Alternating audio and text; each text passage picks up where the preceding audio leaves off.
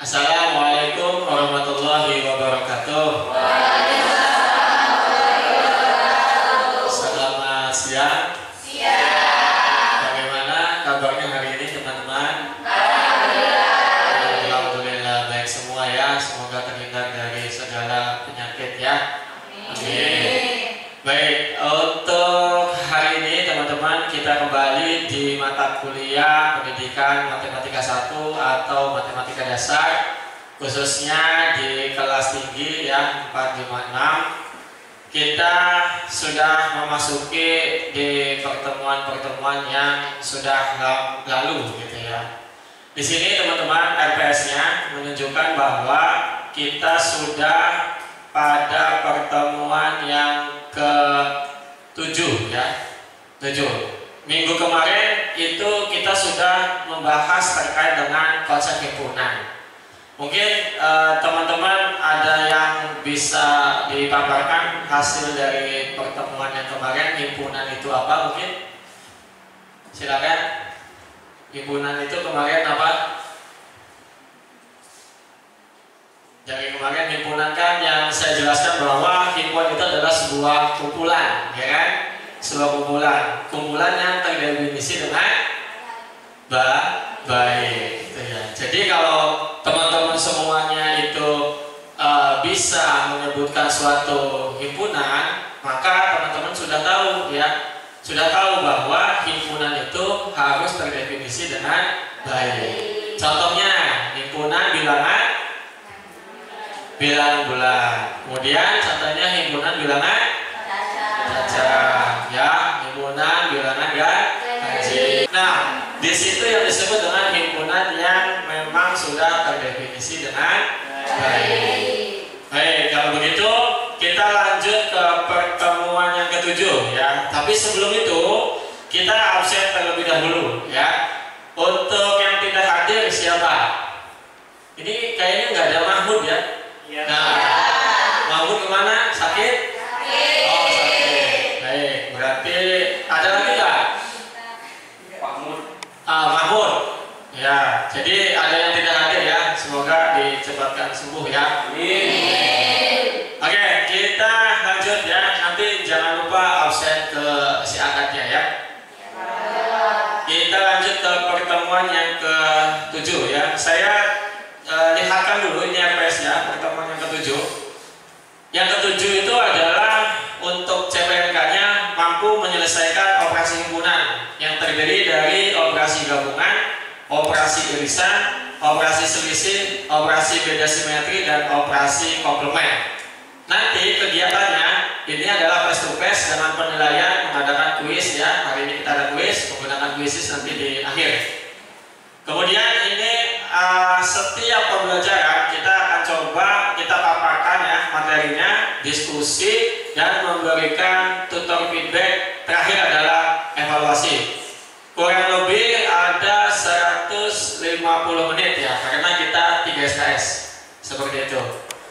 Baik teman-teman, untuk mengefisienkan waktu, teman-teman silakan buka modulnya. Ini modul yang sudah saya kasih ya teman-temannya.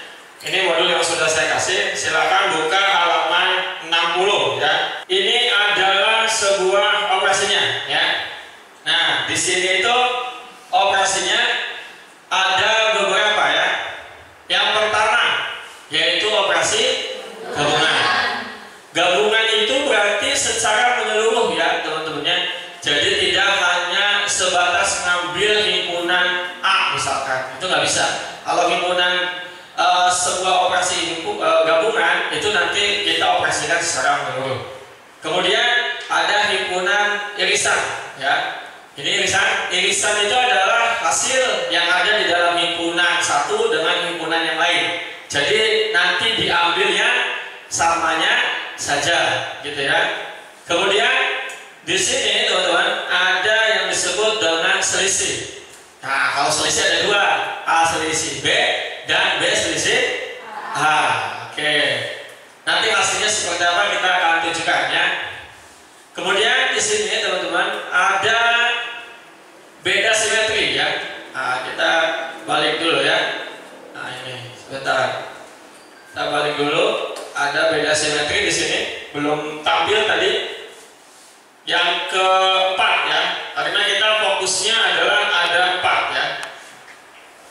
Kita coba masuk ke dalam sini ya. Di sini itu nanti ada beda simetri. Beda simetri itu adalah hasil ya, hasil gabungan dari A selisih A, A selisih B, dan B selisih A. Itu yang disebut dengan beda simetri. Pertanyaannya teman-teman, kalau di SD itu adanya gabungan dan irisannya saja atau sampai beda simetri? Gabungan dan irisan ya. Tetapi teman-teman, yang kita harus pelajari itu adalah semua operasi, gitu ya. Kita sampai kapan kurikulum itu irisan dan gabungan ada di SD? Mungkin saja 2 tahun atau 3 tahun ke depan selisih dan beda simetri akan masuk di dalam SD. Seperti sistem persamaan linear itu tadinya nggak ada di SD, tetapi sekarang sudah ada. Terus kemudian perbandingan senilai dan perbandingan berbalik nilai ya, tadinya nggak ada di SD dan sekarang sudah ada di SD. Seperti itu. Dan di jenjang yang lainnya mungkin akan sama. Jadi teman-teman, kita akan mempelajari 4 ini, gitu ya. Ada gabungan, irisan, selisih, dan beda simetri. Kita akan contohkan, teman-teman. Di sini contohnya ada 2 kasus, ya. 2 kasus. Kasus yang pertama itu tidak mempunyai irisan, dan kasus yang kedua itu tidak mempunyai yang mempunyai irisan. Jadi kalau himpunan itu di operasi himpunan cuma ada 2 kasus, ya. Di yang pertama itu tidak punya irisan, yang kedua punya irisan. Oke. Kita lanjut ya ke contohnya.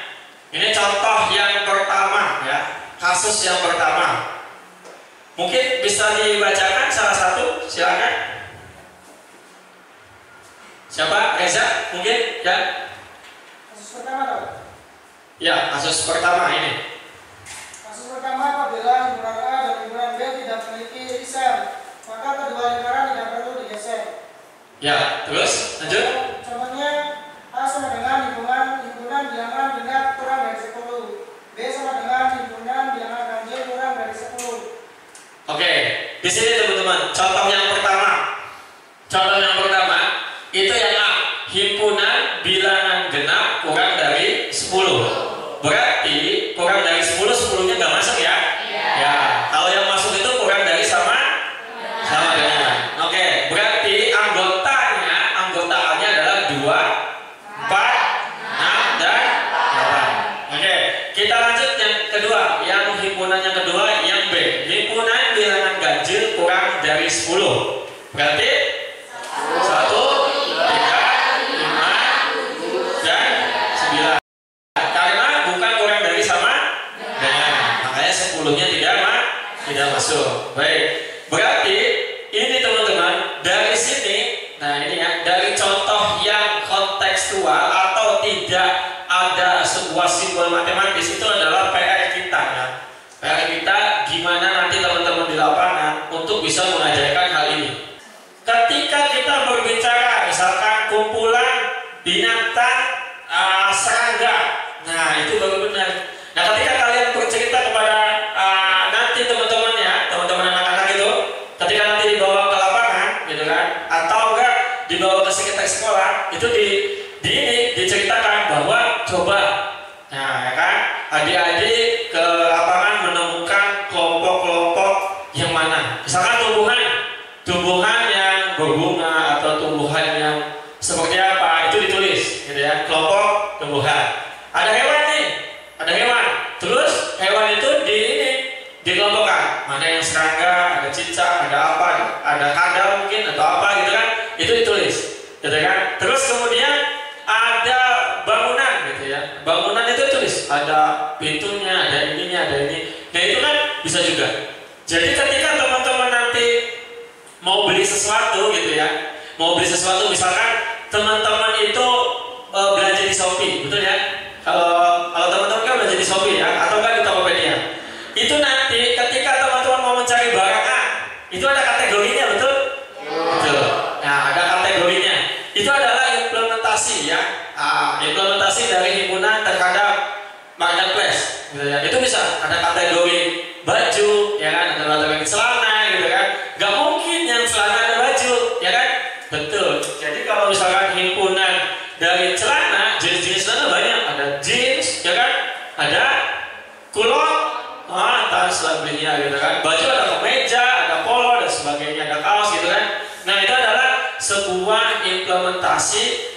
materi himpunan di dalam kehidupan sehari-hari.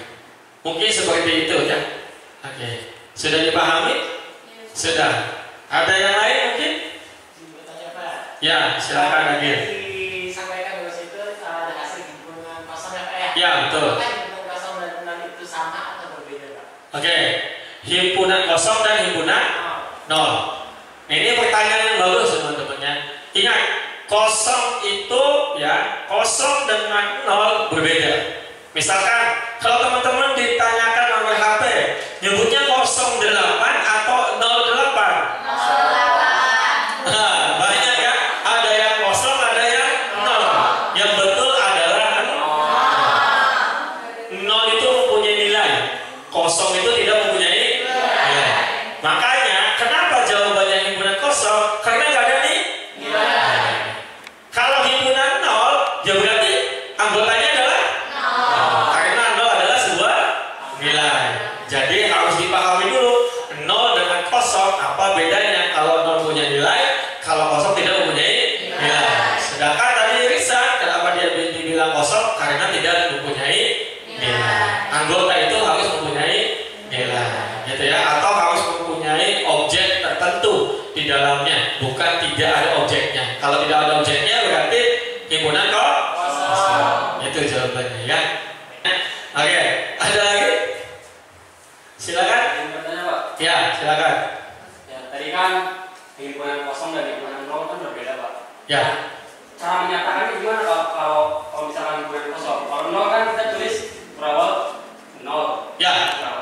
Kalau kosong gimana? Kosong gimana? Apa kita dikosongkan saja kertas? Oh enggak, enggak ya, tidak. Nanti menuliskannya itu tusuk sate, nol di tusuk sate. Tusuk sate berarti kan kita menuliskan nol, terus di, nah itu udah gitu aja. Jawabannya itu irisannya. Jangan kosong, ya, jangan kosong, jangan garisi, ya. Jadi tulis aja. Ada lingkaran ditusuk. Nah, itu nanti disebut dengan himpunan kosong. Jawabannya itu ya. Terima kasih Pak. Oke, ada yang lain? Sudah cukup? Sudah cukup ya? Baik, kalau sudah cukup, itu terkait dengan operasi himpunan. Jadi saya simpulkan ya.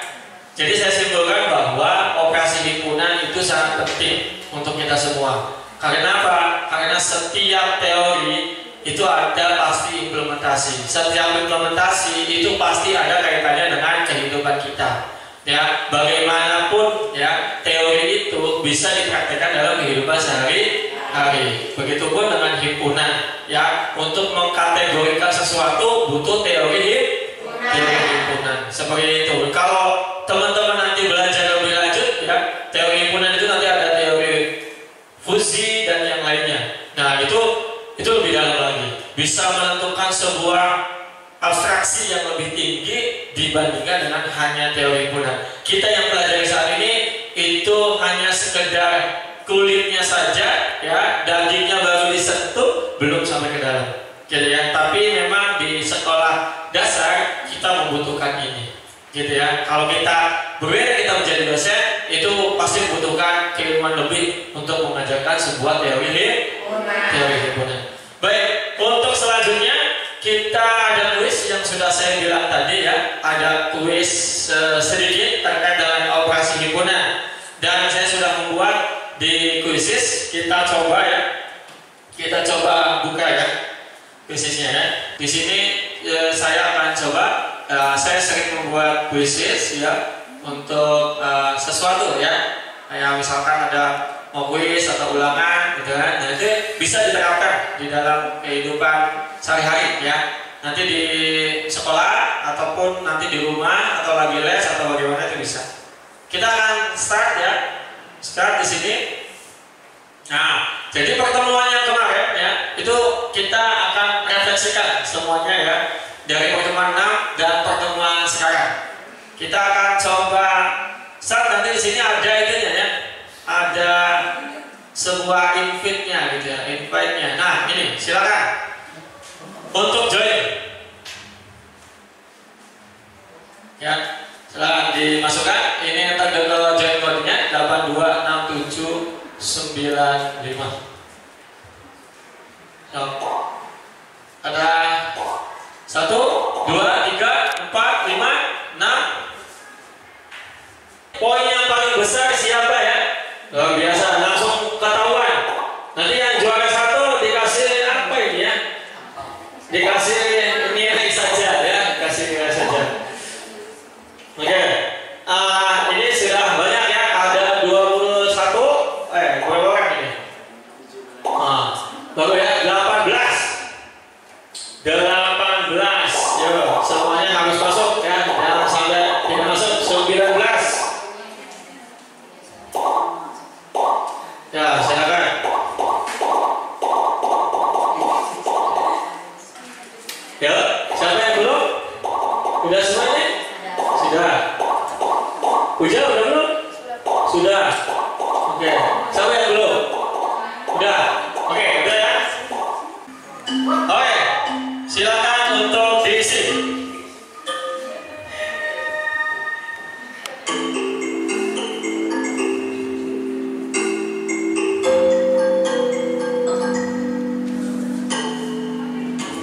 Sudah ada belum?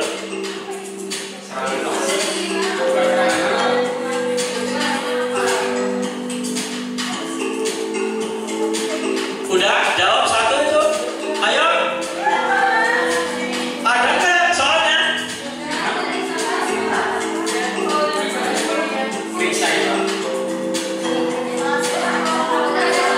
Ayo tuh 600. Yo.